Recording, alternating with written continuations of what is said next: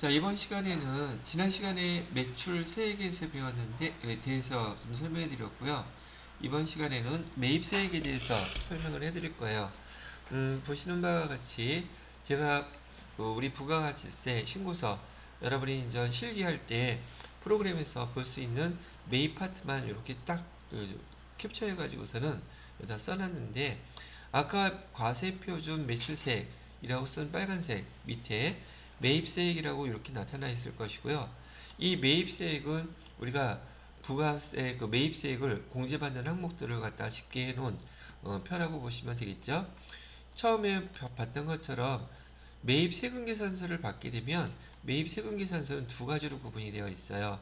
일반 매입세액하고 고정자산 매입에 대한 게 두 가지가 나눠져 있는데, 매입세금계산서 받았는데 여러분이 분기하실 때 매입매출자한테 입력했어요.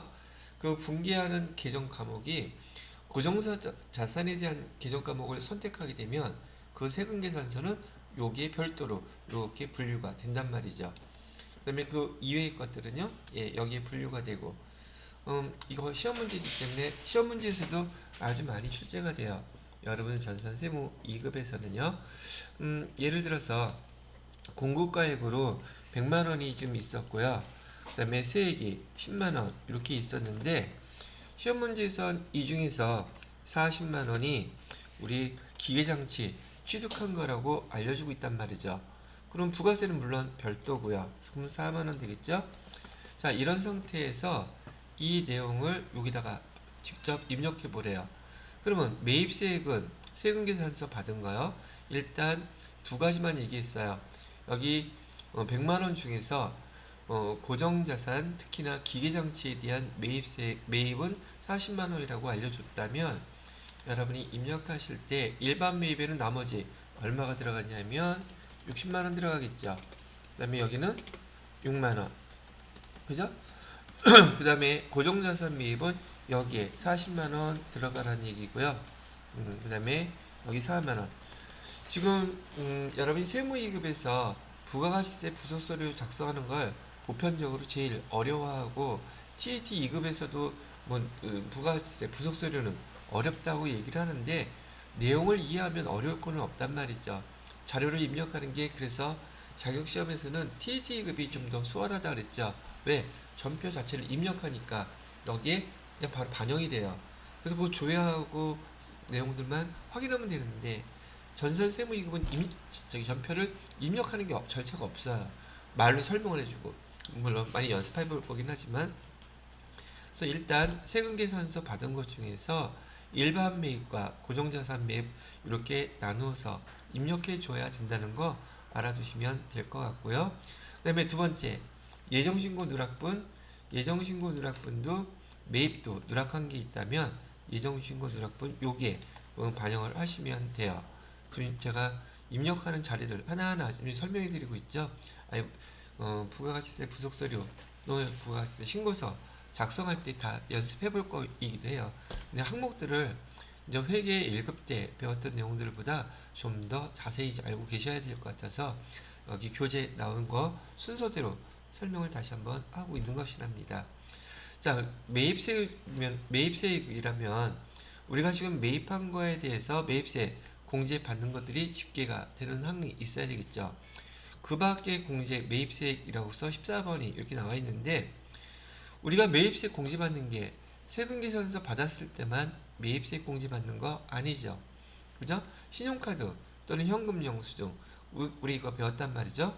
그래서 이 14번의 항목은 여러분이 차후에 여기 부가가치세 신고서에 보면은 오른쪽에 보시게 되면은 이 그 밖의 공제 매입세액에 다음에 이런 것이 있다는 게 표시가 되어 있어요.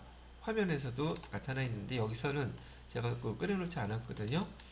여기 기타 매입세 공제 항목에 이런 것들이 자세하게 한꺼번에 이렇게 주르륵 옆에 나열되어 있단 말이죠. 그럼 매입세액도 공제받은 게 뭐 있는가 봤더니, 여기 신용카드 매출전표 등 수령이라고 그랬으면 여기 안에 신용카드 매출전표하고 그다음에 현금영수증으로 우리가 결제해서 사온 거 매입한 거 있죠? 그거 공제해 준대요. 또 의제 매입세 공제를 해준대요. 의제 매입세액은 뭐냐면 면세 품목을 사다가 과세 품목으로 파는데 면세 품목을 사오게 되면 부가 매입세액이 있어요? 없어요? 없죠. 근데 있는 것처럼 얘를 갖다가 의제 봐준다고 계산해서 얘도 그 밖에 공제 매입세액에 들어가는 항목으로서 여기 의제 매입세액 공제도 이제 우리가 부가가치세 부속서류 작성할 때 배울 거예요. 그 다음에 또 모두 공제를 매입세액을 공제해 준다 그랬냐면 재활용 폐자원 매입세액이라는 것도 있어요. 이게 뭐예요? 재활용 폐자원 매입세액은 여기 지금 의제 매입세액 얘를 갖다가 면세 품목으로 사다가 과세 품목으로 만들어 파는 업종은 공제해 주겠다고 얘기했었죠. 의제 매입세액은 대부분 음식점들과 관련돼 있어요. 그래서 먹는 거하고. 그런데 이렇게 면세 품목을 사다가 과세 품목으로 파는 것 중에서 그 재활용 폐자원 있죠? 얘도 면세 품목이에요. 근데 업종만 달라.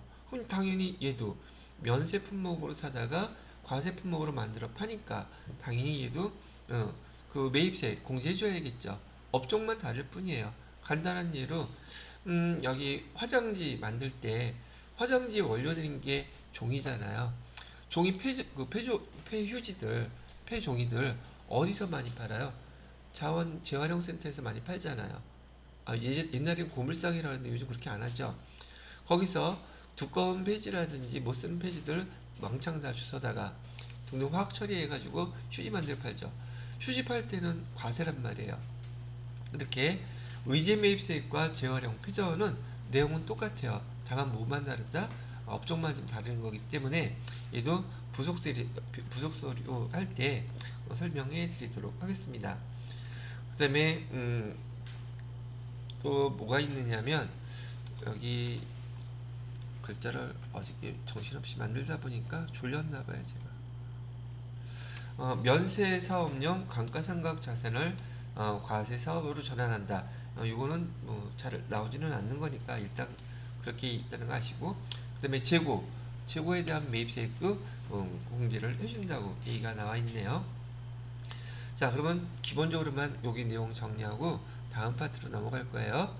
자, 기본적으로요. 여기 다시 한번 매입세액을 공제해 준다는 것은 우리가 매입한 건데 전제 조건이 있어요. 여기에서 매입세 공제 요건이에요. 기본적으로 첫째, 매입세액을 공제해 준다는 것은 자기 사업에 당연히 사용하는 것들에 대해서 공제해 준다는 얘기였었고요. 그리고 반드시 뭐 수취해야 된다? 세금계산서 수취해야 된다는 얘기예요. 지금 여기 있는 거 설명하는 거예요. 공제를 받기 위한 요건.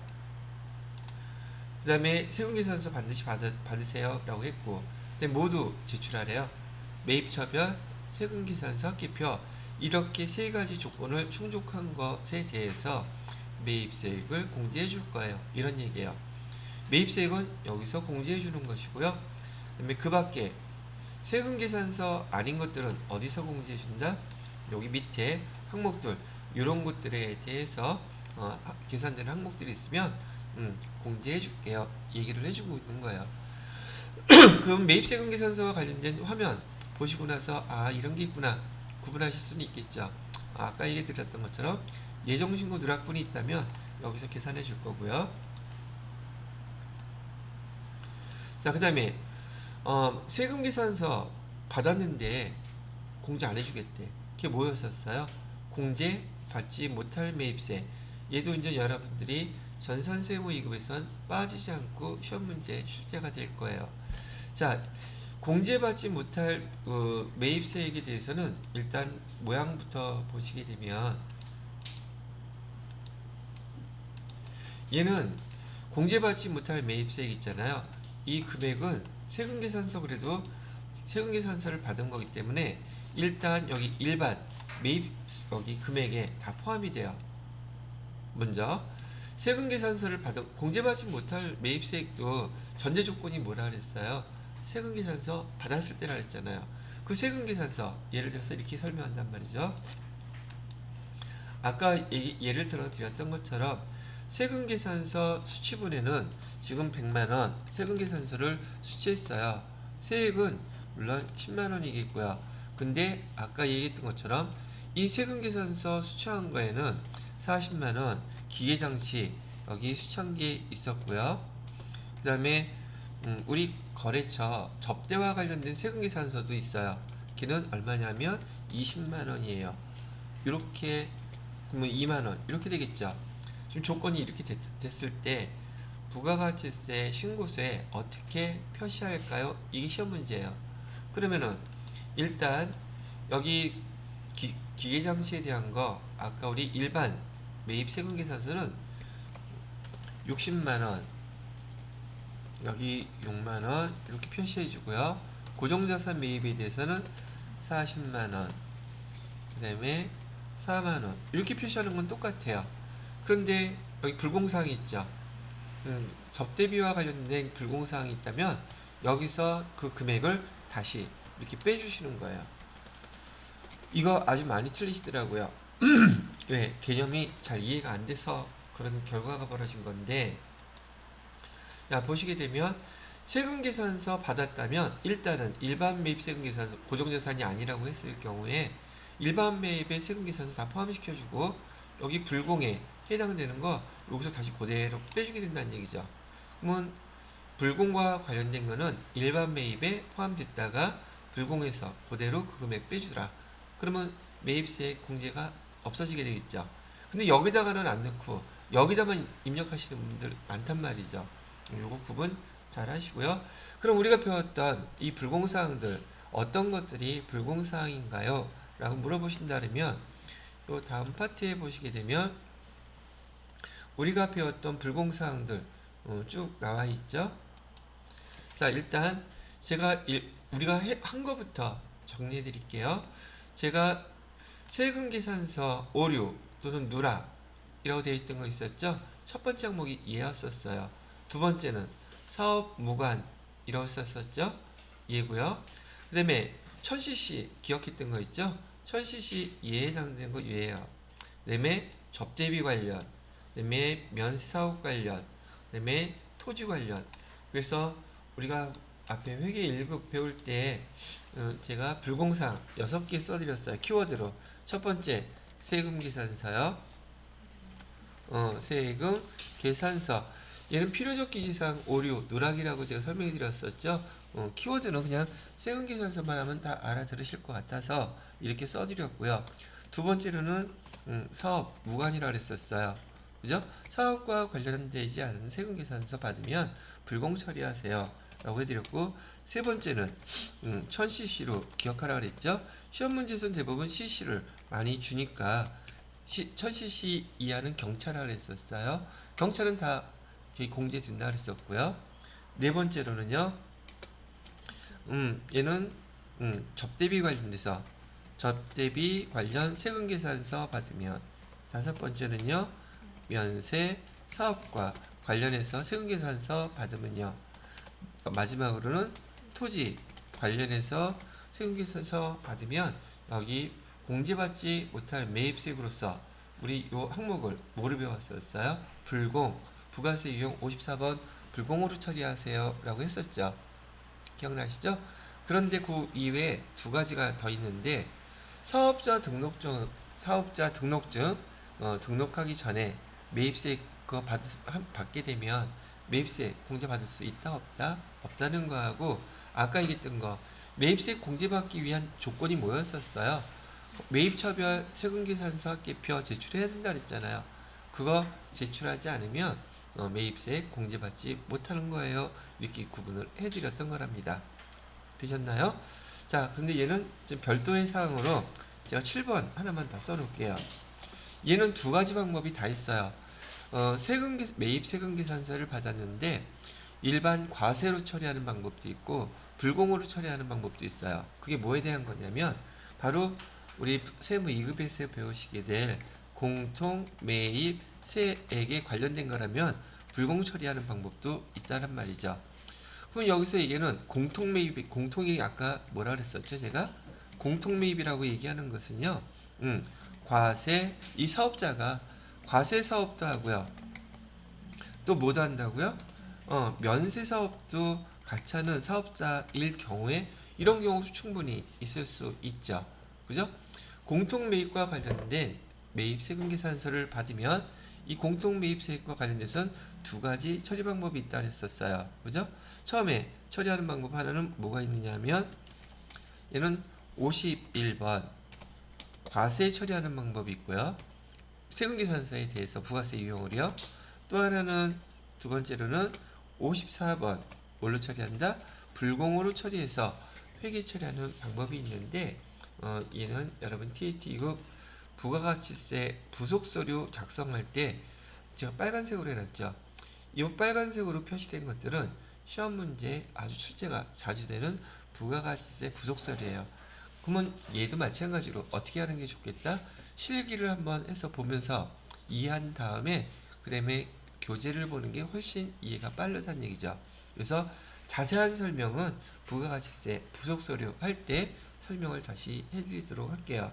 그런데 하나, 이 공통매입세액 안분계산에 보시게 되면 공통매입세액 안분계산이란 말이 있고요. 안분이란 용어, 공통매입세액 정산이라고 하는 두 가지 용어가 있어요. 공통매입세액 안분이라는 말은 부가가치세 예정신고 때 작성하는 표고요. 부가가치세 그 공통매입세액 정산이라고 하는 표는 확정신고 때 작성하는 표예요. 그래서 일단 용어만 한번 받으시라고 설명을 이렇게 해드리고 있는 것이고요. 자, 그러면 여기에 해당되는 것 정리 있는 것만 한번 교재에서 정리를 하고 넘어가도록 하겠습니다. 196페이지에 보시게 되면 매입세액에 대해서 그 부가가치세 신고세 매입세액과 관련된 항목이 나와 있는데 밑에 보시게 되면 첫 번째 1번 동그라미 1번에 세금계산서 수취분 매입세액이라고 해서요. 아까 세금계산서 받았을 때 세 가지 조건이 있다고 그랬었죠. 거기 기업, 니은, 디귿 여기서 표시되어 있었는데 아까 보신 걸로만 충분히 이해하시면 돼요. 자기 사업을 위해서 사용해야 되고 세금계산서 반드시 수취해야 되고 마지막으로 매입처별 세금계산서 합계표 제출을 해야지만 매입세 공제해준다는 내용입니다. 그 다음에 2번에 보시게 되면 기타 공제 매입세이라고 되어 있는데 기타 또 어떤 거 매입세 공제해 줄 거예요? 신용카드나 현금 영수증으로 매입한 것도 공제해 주겠대요. 그 다음에 197페이지에 보시게 되면 의제 매입세 연세 품목을 사다가 과세 품목으로 판매하는 경우 거기 의제 매입이라고 해서 매입세 계산한 다음에 의제로 그 매입세액을 공제해 주겠다고 하는 항목이랍니다. 여기 제가 지난번에 혹시 여기 의제 매입에 대해서 설명한 적 있었나요? 회계 1급 때? 있었어요? 예, 한 번 더 여기 교재에 나와 있으니까 여기 의제 매입세액에 대한 거 제가 잠깐 다시 한번 설명하고 넘어갈게요. 왜? 얘는 시험 문제에서도 우리 주변에서도 아주 많이 발생하는 항목인지라 여기 해당되는 의제 매입에 대한 설명을 하고 넘어갈게요. 왜요? 여기서 다음 페이지를 누르면 좋겠는데 제가 만들어 놓은 페이지가 이 끝이에요. 그러니 어떻게 해야 돼? 또 열심히 써야겠죠. 근데 여러분 나눠드렸던 노트에는 다 있어요. 여러분은 그 매치하시면서 보시면 되겠습니다. 여러분 나눠드렸던 그 지금 노트가 순서가요. 지금 우리가 갖고 있는 이 교재가 아니라 그 TET 교재 순서예요. 그러다 보니까 순서가 좀 틀리죠. 그래서 제가 일부러 지금 현재 여러분들한테 보여드리려고 파워포인트를 계속 만들고 있는 거예요. 이거는 우리 지금 수업하는 교재 순서대로 내용들이 나열되어 있어서 보기가 조금 더 수월하시라고 이렇게 지금 작성을 하고 있었던 거란 말이죠. 자, 지난번에 설명을 해드렸지만 여기 의제 매입세 요거부터 신용카드 매출 전표 등이라고 써놓은 이유는 신용카드하고 여기 현금영수증이라고 했었죠. 자, 시험 여기 전산세무 2급에서 시험 문제는요. 여기서도 잘 나와요. 자, 봐요. 여기 거래 내용을 갖다가 보통 3개, 4개 줄 거예요. 그리고서 여기 매입세 공제받는 신용카드 매출 전표 등 수령 집계표 부속 명세서 작성해 보세요. 그러는데 거래가 한 4개 정도 나온단 말이죠. 근데 이 중에는 간이사업자한테 받았던 신용카드 매출 전표나 그 다음에 현금영수증 그럼 얘는 간이사업자 거한테 받았다면 여기 메인 매출 전표에다 입력하면 안 된다 그랬었죠. 또 하나, 그 다음에 불공사항이라면 신용카드 매출 전표나 여기 현금 영수증이 우리가 배웠던 여기 불공사항이에요. 불공사항이면 메인 매출 전표에서 입력하면 된다고 했어요? 안 된다고 했어요? 그럼 여기서 입력하면 안 되겠죠. 즉 여기다가 입력해야 되는데 바로 그 사항을 끼워놓고서는 제대로 작성하는지 못하는지 그거 물어본단 말이죠. 그래서 여기 부속서류에 신용카드 매출 전표 등 입력하면 안 되는 거 일반 전표에서 입력해야 되는 거 있었죠? 뭐뭐 있었어요? 간이 과세자한테 받은 거 또 불공 사항으로 처리가 되는 신용카드 매출 전표 등은 어디서 입력한다? 일반 전표 입력에서 입력해야지 여기 나타나면 안 된다는 거. 부속서류에도 당연히 반영하면 안 되는 거예요. 그 다음에 의제매입세. 의제매입세액은 앞에서 설명해 드렸던 대로 면세 품목을 과세 품목으로 팔아서 장사하는 사업자인 경우인데 대부분은 제가 음식점이라고 했었죠. 그래서 여기다가 음식점 써놓고요. 자, 이 음식점이 기본적으로 개인일 수도 있고요. 개인이 운영하는 음식점이요. 개인 또는 법인 또는 유흥업소 보통 이렇게 구분을 한다 했었죠. 자, 개인인 경우에는 기본적으로 108분의 8만큼을 저기 매입세 공제 준다 그랬었고요. 근데 법인은요 106분의 6만큼 공제해 준다 그랬었고 유흥업소는 지금 바뀌어 가지고 얘가 102분의 2만큼만 해준대요. 옛날에 4만큼이었었는데 102분의 2만큼 공제를 해주겠다고 얘기를 하고 있어요. 자, 그런데 여기 추가로 한시 적용이긴 한데 직전 과세 매출액이 과세 표준이 2억 원 이하인 개인 사업자들은 지금 요즘 경제가 어려운지라 얼마만큼? 109분의 9만큼 한시 적용으로 구분은 뭐가 기본이다? 2억 원 이하인 개인 사업자들 음식점 운영하는 사람들은 109분의 9만큼 해주겠다고 얘기를 하고 있어요. 과세 표준 4억 원으로 바뀌었네요. 아, 간이과세자. 간이과세자는 교재 그 197페이지에 보세요. 공제율 지금 거기 보고 제가 써드린 거거든요. 간이과세자는 얼마? 더블 4억 원 이하. 그런 다음에 일반 과세자는 얼마 이하?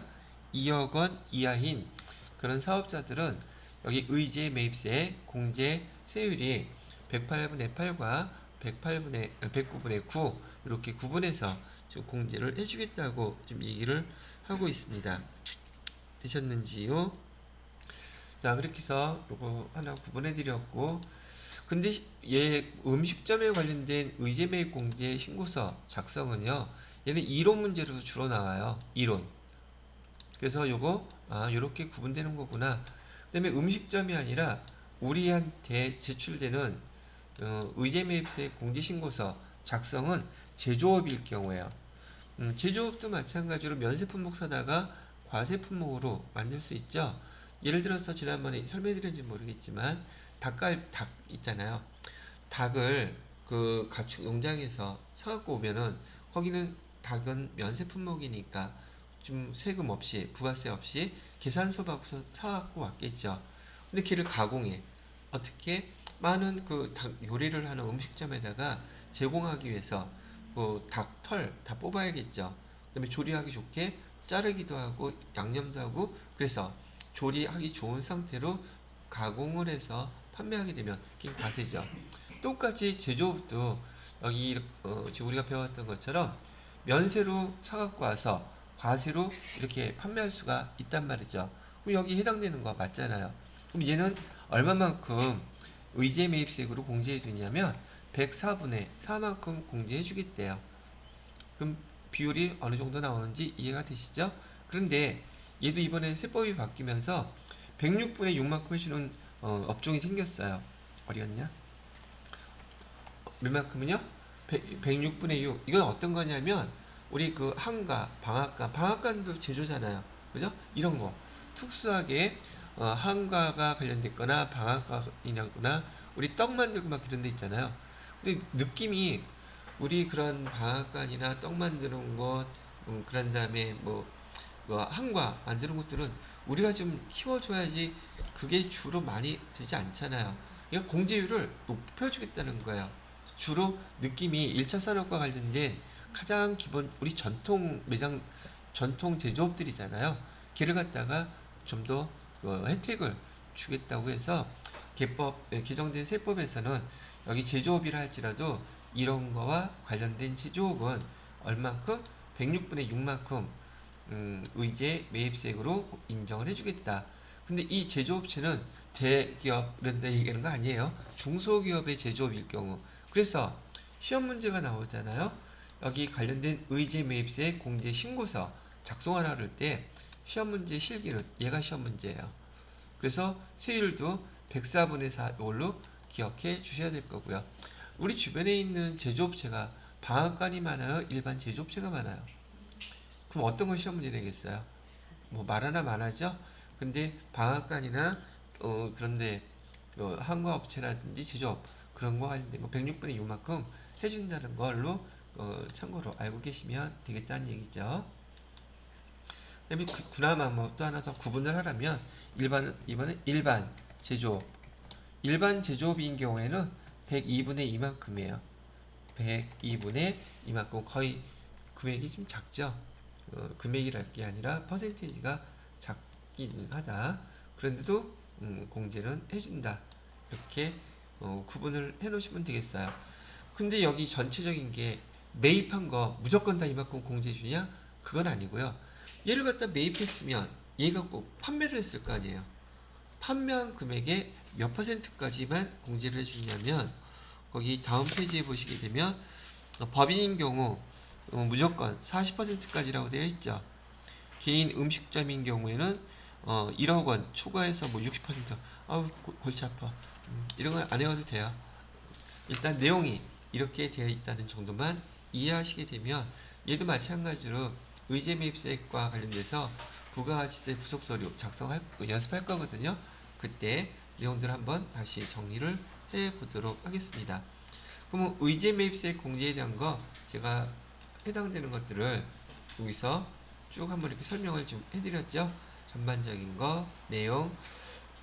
그다음에 재활용 폐전 매입세액에서요. 재활용 폐전은 여러분들이 알아듣는 용어이긴 한데 여기는 해당하는 업종으로 두 가지밖에 없어요. 의제 매입 공제신고서에 관련된 것들은 주변에 음식점들이 많은지라 그런 구분이 좀 복잡한데 재활용 폐전 이거 해당되는 곳은요. 우선 뭐가 했냐면 아까 재활용 폐전하고요. 얘를 갖다 그나마 구분한다면 재활용 폐자원 얘는 공제율이 103분의 3만큼이에요. 그럼 또 하나 뭐가 있느냐면 중고자동차요. 자동차인 경우에 얘는 10% 해줍니다. 그러니까 110분의 10. 예전에 얘도 여기 개정되기 전에는 9%였었거든요. 109분의 9. 근데 얘 올라갔어요. 왜냐면 요즘 트렌드가 우리 주변에도 또 여러분들 많이 알고 계시다시피 뭐 같은 거 재활용품 버릴 때요. 보편적으로 고장나서 버려요. 식상해서 버려요. 남들이 보기에는 충분히 쓸만한데 아니 어디서는 뭐 실제로요. 우리나라에서 재활용품들 대부분 수출돼요. 어디로? 동남아로. 왜? 우리는 그게 못 입거나 못 신거나 못 들어서가 아니에요. 질려가지고 그러니까 돈들이 나와 논다는 얘기죠. 그러면 그거 갖고서도 동남아 국가들은 와 이 새 거를 이 브랜드를 막 이런단 말이죠. 그거 다 사요. 하다못해 스마트폰도 여러분 스마트폰 바꿀 때 이렇게 고장나서 바꿔요. 허영기가 발동해서 바꿔요. 그죠? 그러니까 제가 지난번에 말씀드렸던 그 스마트폰 같은 경우도 그렇게 적게 내고 내가 돈 저축할 수 있는 돈 알고 계신다면 실천하면 다 돈 되는 것들이에요. 그리고 제 개인적인 생각이긴 하지만 또 노파심이기도 하지만 돈은 그렇게 써야 된다고 저는 생각해요. 그래서 아껴 쓰는 게 아니라 아껴 쓰는 것도 합리적으로 저기 내가 도움이 될 수 있는 방향으로 돈을 쓰는 게 더 좋지 않은가? 우리 어른들이 속담에 그랬잖아요. 개같이 벌어서 정승같이 쓰라고. 돈을 쓸 때가 있고 쓰지 말아야 될 때가 있는데 그것만 구분할 줄 아셔도 우리 수업 시간에 배웠던 많은 내용들을 실천만 하시더라도 여러분의 앞에 미래에 많은 돈들을 의미 있게 사용하시지 않을까 해서 주책 넘게 그런 얘기, 주책 넘기가 아니라 주제 넘게 제가 그런 얘기를 여러분들한테 해드린 거니까 참고해서 받아들이시면 되겠습니다. 그 다음에 밑에 나와 있는 제 면세사업령인데 이건 제자는 빼고요. 면세사업 이런 것들도 밑에 재고 매입세까지 이런 게 있구나 정도만 이해하시면 돼요. 우리가 주로 다룰 것들은 부가가치세 부속서류 작성하면서 제가 설명을 해드리도록 할 것이니까요. 자, 교재로 다시 한번 볼게요. 그러면 196페이지에 신용카드 매출 전표 등 수령 매입세액하고요. 그 다음에 197페이지에 의제 매입세액이라는 거, 의제 매입세액이란 설명 나와 있죠. 의제 매입세액은 부가가치세 부속서류에서도 중요한 파트인지라 별표 3개 해놓으시고요. 그 다음에 196페이지에 신용카드 매출 전표 등 수령 매입, 여기서 별표는 별표 2개 해놓으세요. 출제 빈도가 높은 거 제가 기준으로 해서 별표 2개, 3개 이렇게 나눠 놓는 거예요. 그럼 이따가 교재 읽어보실 때에도 좀 신경 써서 읽어보셔야겠죠? 자, 다음 페이지로 넘어갑니다. 198페이지 보시게 되면 그러면 이 의제 매입세 공제를 사는 족족 다 이만큼씩 해주느냐? 그건 아니고 한 매입가에게 한도가 있다 그랬었죠? 거기 매출 등등 설명 나와 있는 거 법인권만 일단 받으세요. 법인권만. 그리고 1억 원 초과 1억 원 초과 1억 원 이하 구분해서 60%, 65% 기타 업종 55% 나눠건데 일일이 요 퍼센테이지까지 내기는 너무 디테일해요. 그래서 우리 지금 법인에 해당되기 때문에 우리는 40%만 기억을 해 놓으시고요. 의제 매입세액의 통산 그거 이따가 읽어보시면 될 것 같고요. 그 다음에 재활용, 폐자원 등에 대한 매입세액은 시험 문제 목적사항으로는 의제 매입세액하고 내용이 똑같은지라 예를 낼 바에라면 시험 문제 출제를 뭘로 한다? 의제 매입세액으로 할 수밖에 없고 내용은 같다고 얘기해드렸고 거기 재활용 폐자원에 대한 거기 매입세액 공제율이 103%하고 중고 자동차는 110분의 10 그렇게 표시되어 있죠. 그 정도만 이해하고 계시면 되겠습니다. 그 다음에 리을은 아까 설명했던 내용들이 있었는데 거기에 보시게 되면 맨 밑에요. 맨 밑에 줄에 상각류라고 경과된 과세기간 수 있죠. 그 용어만 그냥 보시면 돼요. 굳이 읽어보지 않으셔도 되고요. 그 다음에 199페이지에 재고매입세액도 거기 상각류라고 그다음에 부가가치세 별거 쭉 다 나와 있는데 걔도 그냥 그런가 보다 하고 넘어가세요. 굳이 읽지 않으셔도 됩니다. 근데 뭐 몇 줄을 되지 않으니까 이왕 배우는 건데 한번 이게 어떤 용어인가 읽어보는 데는 시간 오래 걸리지는 않으실 거라고 봐요. 그 다음에 199페이지에 공제받지 못할 매입세액 별표 3개 놓으시고요. 공제받지 못할 매입세액은 우리 전산회계 1급부터 계속 반복했던 항목들인지라 여기 이 파트는 이론 문제가 됐던 실기 문제가 됐던 중요도가 넘치는 부분인지라 별표 3개 해놓으시고 그 파트들 여러분이 배웠던 것들 하나하나 차근차근 다 읽어보시기 바랍니다. 그 다음에 매입세 공제와 관련돼서 지난번에 그 매출에 대한 가산세 제가 그 세금계산서 설명해 드렸던 거 있죠? 여기서는 하나만 알고 계시면 돼요. 매입 세금계산서 지연 수치 하면 공급가액의 0.5%가 가산세입니다 라고 그 정도만 기억하시면 되겠습니다. 나머지 것들은 제가 차후에 가산세 계산할 때 한꺼번에 몰아서 설명을 해 드리도록 할게요. 자, 여기 불공과 관련된 게 201페이지 이음까지 토지 관련 매입세 설명을 해 놓았습니다. 그 다음에 4번에 보시게 되면 공통매입세 안분계산이라고 되어 있는데 이 공통매입세 안분계산은 아까 제가 여기 화면에서 설명해 드렸던 내용인데 차후에 뭐 부가세 부속서류 작성하면서 설명을 해 드릴게요 라고 얘기를 했던 거예요. 거기 보시면은 기억에 공통매입세액의 안분계산이라고 되어 있죠. 가로해놓고 밑에 설명이 나와 있을 거예요. 예정 신고 때는 여기서 202페이지에 보시게 되면 디귿에 맨 밑에죠. 공통매입세액의 정산, 그거는 확정 신고 때 그렇게 써놓으시면은 일단 구분을 하실 수 있으실 거라고 보여집니다. 자, 그런 다음에 204페이지 잠깐만 보실게요. 이거 다음 시간에 수업할 건데 204페이지 보시게 되면 납부세액과 신고납부라고 되어 있어서 여기 납부세액에 대한 설명과 그다음에 205페이지에 중간쯤에 보면 가산세라고 나와 있어요. 가산세 거기다 별표 3개 해놓으세요. 다음 시간에 핵심되는 사항이에요.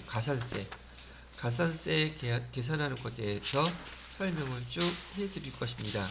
걔가 몇 페이지까지 나와 있냐면 210페이지까지 신고 납부, 211페이지에 환급에 대해서 쭉 설명이 212페이지까지 나와 있거든요.